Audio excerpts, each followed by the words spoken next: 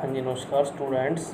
आज का जो हमारा टॉपिक है उसके बारे में हम डिस्कस करना चाह रहे हैं कि जो लीडरशिप स्टाइल की मैंने आपको फर्स्ट पार्ट बना के भेजा है, आज हम उसका सेकंड पार्ट बनाकर आपको भेजूँगा, जिसमें हमने लीडरशिप स्टाइल के बारे में पढ़ना है। जो पावर बेस्ड आपकी लीडरशिप स्टाइल होती हैं, जो पावर बेस्ड होती हैं, जो ऑटोक्रेटिक, डेमोक्रेटिक और फ्री एंड लीडरशिप स्टाइल। आज का जो टॉपिक है फ्री एंड लीडरशिप स्टाइल है, जिसमें हमें ये पढ़ना है कि हमारे जो लीडर्स हैं, जो मैनेजर्स हैं, वो हमारे जो काम हैं, बिजनेस से रिलेटेड जो काम हैं, उनमें वो कम इंटरेस्ट दिखाते हैं। सारा का सारा जो काम है वो अपने सबॉर्डिनेट्स को डेलीगेट कर देते हैं। वो अपने सबॉर्डिनेट्स के ऊपर ये छोड़ देते हैं कि आपको अपना काम किस तरीके से करना है, ये आप खुद डिसीजन लीजिए, जिससे काफ़ी हद तक ये एक अच्छी टेक्निक्स है।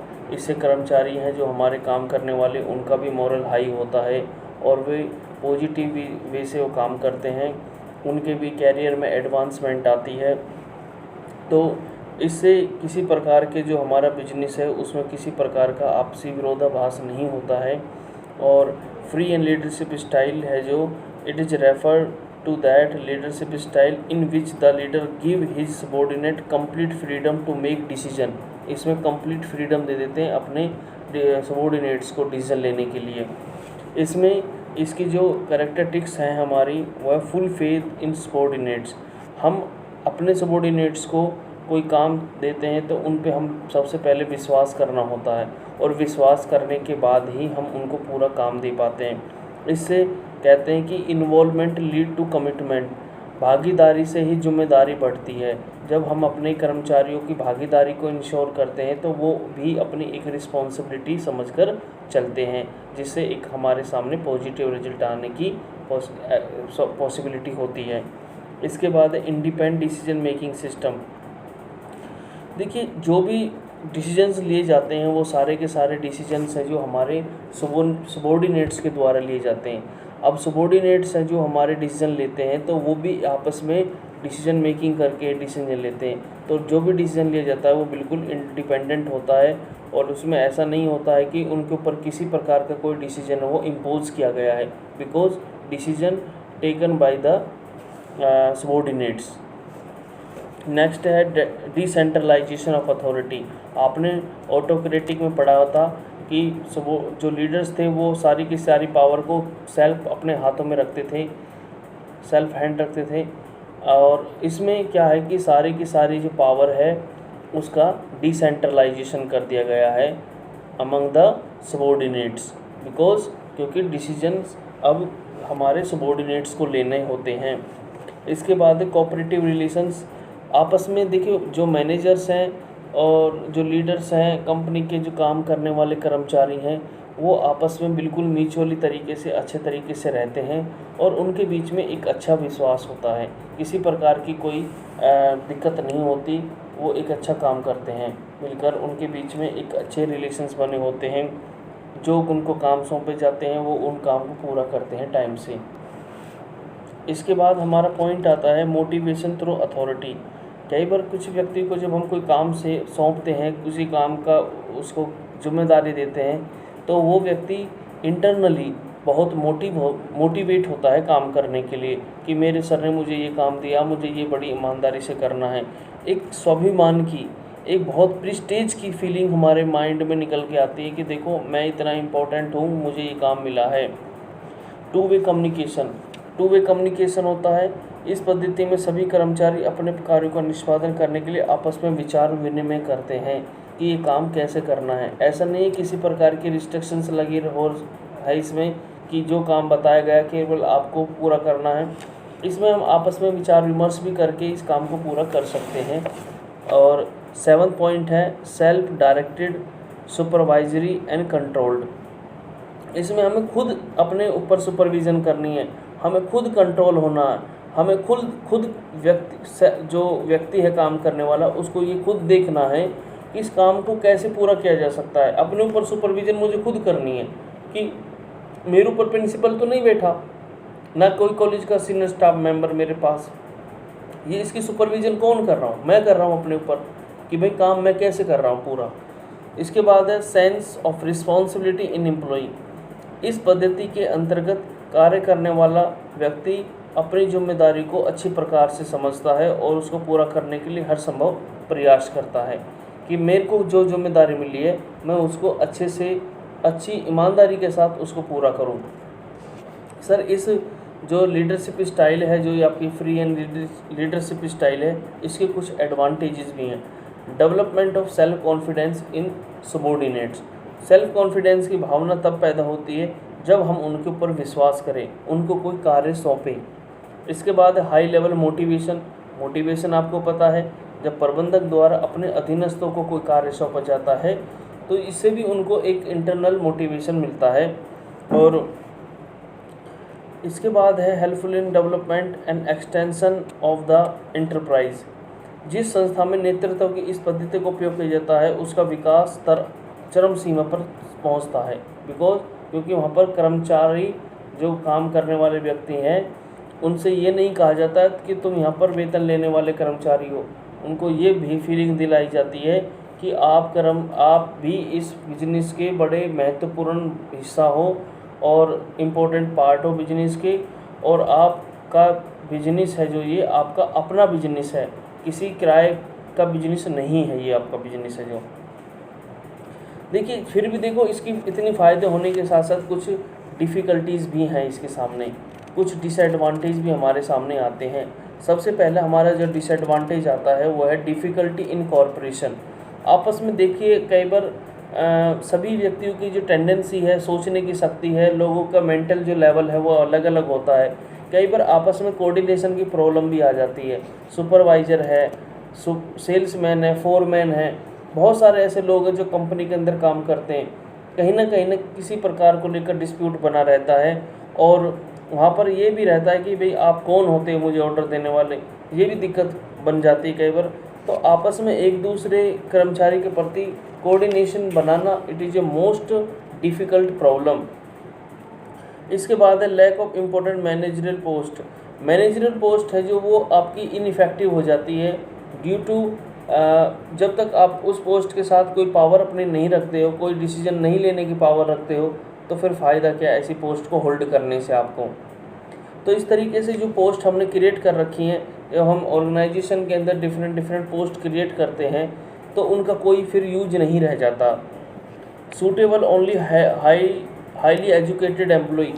जो हाईली एजुकेटेड एम्प्लॉई हैं, जो डेली लाइफ के प्रॉब्लम से रिलेटेड जो डिसीजन ले सकते हैं और जिनको मैनेजमेंट की काफ़ी अच्छी समझ है, तो वो व्यक्ति यहाँ पर इस लीडरशिप स्टाइल को अच्छे से इम्प्लीमेंट कर सकते हैं क्योंकि उनको मैनेजमेंट की समझ है। एक व्यक्ति 10वीं 12वीं पढ़ा हुआ व्यक्ति है और उसको कह दें कि भाई आप कंपनी की प्लानिंग तैयार करो, तो हाउ टू पॉसिबल, वो कैसे प्लानिंग तैयार करेगा। तो उसके लिए उस व्यक्ति का मेंटल लेवल है उस स्तर का होना चाहिए, तभी वो उस काम को कर पाएगा। सूटेबिलिटी क्या है, जो आपके फॉलोवर्स हैं वो स्किल्ड हों, एक्सपीरियंस हो और एजुकेटेड भी हों। ऐसा नहीं है कोई अनएजुकेटेड व्यक्ति आपका इस काम को संभाल लेगा। Second point is the self, जो स्टाफ है आपका स्पेशलिस्ट हो और कंसल्टेंट का प्रयोग होता हो, वहाँ पर कोई कंसल्टेंट भी आपके सामने बैठा हो। तो इस प्रकार से ये लीडरशिप स्टाइल के जो एडवांटेज और डिसएडवांटेज थे हमने पढ़े हैं। इसके कुछ डिफरेंसेस भी दे रखे हैं, वो आपको पता ही है कि एक जो हमारे डिफरेंसेस हैं, अगर हम देखें कि अथॉरिटी के आधार पर देखें तो जो हमारी जो फर्स्ट ऑटोक्रेटिक जो आपकी लीडरशिप स्टाइल थी वो आपकी लीडर बेस्ड लीडरशिप स्टाइल है, वो लीडर्स के ऊपर बेस्ड सारी की सारी जो पावर है वो लीडर ने अपने हाथों में रखी है। डेमोक्रेसी है जो वो ग्रुप ओरिएंटेड लीडरशिप स्टाइल है, ग्रुप ओरिएंटेड है, जबकि ये है जो आपकी जो लीडरशिप स्टाइल है ये आपकी है इंडिविजुअल सेंटर्ड, प्रत्येक व्यक्ति को सेंटर बना के हमने उसको काम सौंपना है। इन लीडरशिप स्टाइल के बाद एक स्टाइल और रहती है हमारी, जिसको हम बोलते हैं result based leadership style. Result based leadership style ये क्या होती है, इस नेतृत्व पद्धति में नेता अथवा प्रबंधक द्वारा क्रियाओं के परिणाम पर ध्यान केंद्रित किया जाता है। जो रिजल्ट्स की हम बात कर रहे हैं, सिर्फ रिजल्ट्स को ध्यान में रखा जाता है कि हमें तो रिजल्ट्स चाहिए, उसको किस तरीके से हमें अचीव करना है, उसको किस तरीके से हमें प्राप्त करने रिजल्ट्स को। तो ये इस थ्योरी के अंदर हमें बताया गया है कि इस पद्धति के अंतर्गत संगठन के लक्ष्यों को प्राप्त करने के लिए 2 तर्क दिए गए हैं। पहला आर्गुमेंट ये है, जो हमारे फॉलोवर्स हैं उनके उत्थान पर ध्यान केंद्रित करते हुए यह मान लिया जाता है कि ऐसा करने से लक्ष्य स्वयं ही प्राप्त हो जाएंगे। दूसरा ये है कि जो हमारे फॉलोवर्स हैं उनकी ओर अधिक ध्यान न देकर उत्पादन की तकनीकों पर अगर ध्यान केंद्रित करते हैं तो उससे हमारा ज़्यादा फ़ायदा होता है। एक तरफ तो ये कह रहे हैं कि हम अपने फॉलोवर्स के ऊपर ज़्यादा ध्यान दें, एक तरफ दूसरा आर्गुमेंट ये कहता है कि हमें प्रोडक्शन जो टेक्निक्स हैं उनके ऊपर ज़्यादा फोकस करना चाहिए। अब देखिए क्या होता है, एक है हमारी employee oriented leadership style. Employee oriented leadership style का मतलब है जो भी हमारी कंपनी से रिलेटेड जो हमारे कर्मचारी हैं, हमें उनकी भावनाओं का, उनके एस्पिरेशंस का सम्मान करना चाहिए और उनकी समस्याओं का तुरंत समाधान करना चाहिए। हमें ये इस स्टाइल में हम ये मानते हैं कि कर्मचारी ही वो व्यक्ति है जिसके द्वारा हम अपने उद्देश्यों को प्राप्त कर सकते हैं। अगर हमारे कर्मचारी अगर दुखी रहेंगे, अगर इनको किसी प्रकार की प्रॉब्लम होती है, तो हम अपने उद्देश्यों को प्राप्त नहीं कर पाएंगे आसानी से। तो इसके बाद पॉइंट हमारा अगला आता है, इसके अंदर आपका है production oriented leadership style. Production oriented leadership style production से रिलेटेड है कि इसमें ज़्यादा से ज़्यादा हमें प्रोडक्शंस के ऊपर फोकस करना है। इस पद्धति का इस धारणा पर आधारित है कि उत्पादन की नवीन तकनीकों, जो न्यू टेक्नोलॉजीज़ हैं, उनको अपनाने चाहिए। कर्मचारी को सदैव व्यस्त रखने तथा उन्हें कार्य करने के लिए निरंतर प्रेरित करते रहने से संगठन के लक्ष्यों को आसानी से प्राप्त किया जा सकता है। हम नई नई टेक्निक्स का यूज करें और दूसरी तरफ अपने कर्मचारियों को मोटिवेट करते रहें। इन्होंने ये कॉन्सेप्ट मान के चले हैं जिससे हम अपने उद्देश्य हैं जो बिजनेस के, उनको आसानी से प्राप्त कर सकते हैं। अब इसका इवैल्यूएशन क्या हुआ, इस पद्धति का मुख्य लाभ ये है कि इसके द्वारा कम से कम लागत पर अधिक से अधिक उत्पादन किया जा सकता है। तो उत्पादन तो तभी होगा जब हम मेहनत से और ईमानदारी से और फुल एफिशिएंसी के साथ अगर काम करेंगे। इसके बाद आपको कंक्लूजन के तौर पर मैं बताता हूँ कि तीनों थ्योरी ही हमने पढ़ी हैं। इसमें हमने पढ़ा है पावर बेस्ड भी पढ़ी है, हमने रिजल्ट बेस्ड भी पढ़ी है, और इससे पहले हमारा जो पॉजिटिव और नेगेटिव बेसिस की थी वो भी हमने पढ़ी है, जिसमें हमने पढ़ा था कि भाई किस तरीके से कोई व्यक्ति है उसको मोटिवेट कर सकते हैं, जिसको मोटिवेशनल बोलते थे, पॉजिटिव और negative, result based, power based, ये तीनों ही थ्योरी पढ़ी हमने। तीनों की तीनों थ्योरी ही बहुत इम्पोर्टेंट है और ये कहीं ना कहीं यूज होती हैं अपने टाइम में। ऐसा नहीं है कि ये ख़राब हैं, पर इनके गुण और दोष हैं, जो इनके जो लाभ और हानि है वो अलग अलग स्थिति में प्रयोग किए जाते हैं। किसी भी एक थ्योरी को हम एक स्थिति में यूज नहीं कर सकते, हमें सभी थ्योरी का मिक्सअप चाहिए होता है। हमें कर्मचारियों को भी मोटिवेट करना होता है, हमें प्रोडक्शन को भी बढ़ाना होता है, ठीक है, हमें अपने सबॉर्डिनेट्स की इन्वॉल्वमेंट को भी इंश्योर करना होता है बिजनेस में। हमें ऑल राउंड सभी जो भी पैरामीटर्स हैं हमारे कंपनी में काम करने के, उन सभी को अपनाना होता है। हम कभी भी ऐसी स्थिति में नहीं होते हैं कि हम केवल एक थ्योरी से काम चला लें, हमें सभी थ्योरीज को थोड़ा थोड़ा यूज करते हुए काम करना है, ठीक है। अब इसके बाद है choosing leadership style, determinants of leadership style. Leadership style का चुनाव आप किस तरीके से करेंगे।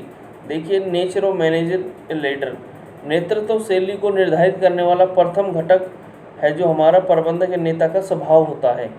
जब भी हम किसी व्यक्ति को लीडर सिलेक्ट करते हैं तो पहले ये देखते हैं कि उस व्यक्ति का नेचर किस तरीके का है। अगर उस व्यक्ति का नेचर सॉफ्ट है, वो लगता है कि वो अपने कर्मचारियों को, अपने सबॉर्डिनेट्स को खुश रख पाएगा, तो हमें उसको लीडर मान लेना चाहिए। ऐसे बहुत व्यक्ति हैं जो भी लीडर्स होते हैं वो बदले रूड बिहेवियर के होते हैं, गुड नेचर के नहीं होते, ठीक है ना। तो ये आप अपनी लाइफ में देखे होंगे। इसके बाद है आपका अधीनस्थ, जो नेचर ऑफ सबॉर्डिनेट और फॉलोअर। यदि किसी संगठन में कार्यरत व्यक्ति का स्वभाव स्वयं कार्य करना है तो उस संस्था में को समझने और सुलझाने की इच्छा है तो वे स्वयं को संस्था का एक अभिन्न अंग मानते हैं। वे संस्था के विकास को अपना ही विकास मानते हैं। जब वो सोचते हैं कि अगर मेरी कंपनी का अगर डेवलपमेंट होता है तो मेरा खुद का डेवलपमेंट होगा, तो ऐसे व्यक्ति हैं जो वो औद्योगिक शांति स्थापित होती है और कंपनी के जो ऑब्जेक्टिव हो वो भी आसानी से अचीव हो जाते हैं। साइज ऑफ ऑर्गेनाइजेशन के ऊपर भी डिपेंड करता है कि भाई एक बिजनेस है वो अपने उद्देश्यों को प्राप्त करने के लिए किस तरीके की लीडरशिप स्टाइल को यूज करना चाहता है।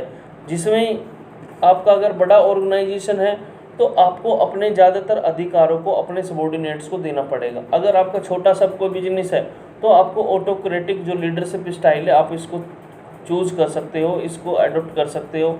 अगर आपको लगता है कि भाई हमें तो डेमोक्रेसी के आधार पर काम करना है तो आप डेमोक्रेटिक लीडरशिप स्टाइल है उसका यूज कर सकते हो। सिचुएशन ऑफ वर्क, कई बार यह भी देखना होगा कि क्रियाओं का निष्पादन किन परिस्थितियों में किया जा रहा है। क्या औद्योगिक शांति है, क्या कार्य के स्थान पर स्वच्छ वातावरण है। तो ये सब चीज़ें हैं जो ये भी डिपेंड करती हैं जब भी कोई हम लीडरशिप स्टाइल का चुनाव करते हैं। तो आज का जो टॉपिक है हमारा इतना ही बना है और कल एक नया टॉपिक शुरू हो जाएगा, लीडरशिप एज ए कंटिन्यू इसका के ऊपर बनेगा और ये 3-4 लेक्चर और बनेंगे इसके ऊपर। और इसके बाद एक लेक्चर कल का लेक्चर इसके ऊपर लास्ट होगा और फिर हम परसों आपके साथ ऑनलाइन क्लासेस लेंगे। तो आई होप आप जो ऑनलाइन वीडियोस मैं भेज रहा हूँ आप इनका बखूबी फ़ायदा उठा रहे होंगे और आपको किसी प्रकार की प्रॉब्लम आती तो आप मेरे चैट बॉक्स में लिख के भेज सकते हो और अटेंडेंस आपकी मैं लगा रहा हूँ। तो सभी स्टूडेंट आप अपना ख्याल रखें और इसको लाइक और सब्सक्राइब ज़रूर कर दें। Thank you.